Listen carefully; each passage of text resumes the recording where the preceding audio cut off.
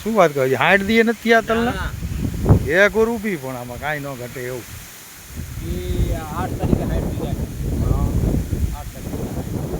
જોરદાર હે એમ મલ્ટીપ્લાય ખરેખર કમાલ તો કરે જો જોરદાર.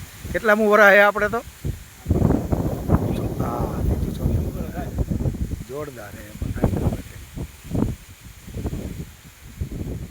જેમ જેમ વપરાય ને હવે તલીનો તમને શોખ થઈ છે જોવો ને. હા તો કપાવા આવજો. કપા વાવીને તલી કરી જ નાખવાની આપણે. હા હા હા ના ના કરી નાખવાની એમાં કંઈ ખોટું નથી. અને તલી વહેલી વાવી ને દાદા આવી રીતે એટલે થઈ જ જાય કાંઈ ન હોય.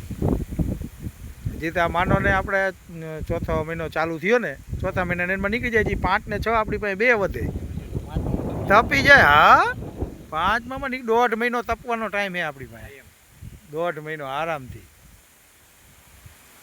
વહેલા. એ તો પાછળથી વાવે ને એટલે શું થાય ખબર હે 60 દીએ નીકળી જાય. 60 દીએ નીકળે માલ ન થાય ને. માલ નો જ થાય. એ તો વ્યવહાર હે ને 60 દીએ કાઢે શું માલ થાય.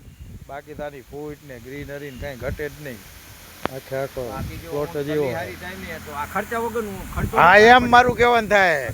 અને થાય જ મેન ફાયદો એ ઓલા બધા બીક લાગે થઈ છે કે નહીં થાય. આમાં એ તો કંઈ વાંધો જ ન આવે આપણે.